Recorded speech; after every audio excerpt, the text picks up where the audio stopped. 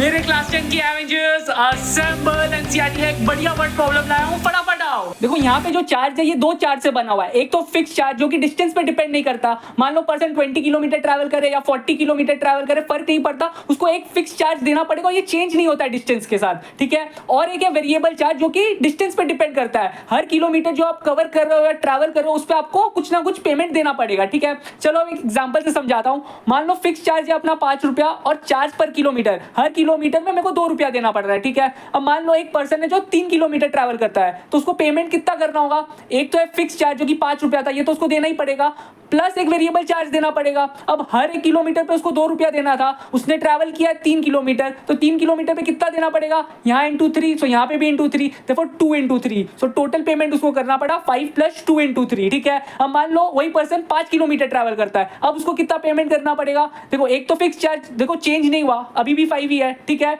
और ये जो वेरिएबल चार्ज है ये अब चेंज होगा क्योंकि हर किलोमीटर पे उसको 2 रुपया देना था, अब वो 5 किलोमीटर ट्रैवल कर रहा है, तो उसको कितना देना पड़ेगा, 2 इंटू 5, ठीक है। अब आप इजीली इक्वेशंस बना लोगे। देखो इधर मुझे ढूंढना क्या है, फिक्स चार्ज एंड चार्ज पर किलोमीटर, ठीक है। तो फिक्स चार्ज को मैंने x ले लिया, चार्ज पर किलोमीटर को y ले लिया। अब देखो क्वेश्चन में क्या दिया हुआ है, for a distance of 10 kilometre, मतलब एक बंदा 10 किलोमीटर ट्रैवल किया, उसको 105 देना पड़ा है। बात समझो 105 अब कैसे बना होगा, एक तो फिक्स चार्ज होगा जो कि x है, ठीक है, और 10 किलोमीटर ट्रैवल किया तो उस पर एक वेरिएबल चार्ज होगा। बात समझो हर एक किलोमीटर पे y है, तो 10 किलोमीटर पे कितना होगा 10y, so x plus 10y is equal to 105, ठीक है। अब सेकेंड चीज क्या दिया हुआ है, और 15 किलोमीटर के लिए उसको टोटल देना पड़ा 155, तो इसमें भी एक फिक्स चार्ज होगा और एक जो डिस्टेंस पे डिपेंड करता है, तो वो कितना होगा 15y, और ये कितना लगा 155। अब आपको दो इक्वेशन मिल गया, आप इजीली सॉल्व कर लोगे। तो यहाँ पे देखो आप एलिमिनेशन मेथड से इजीली सॉल्व कर लोगे, तो एक्स एक्स कैंसिल हो जाएगा, यहाँ पे मिलता है -5y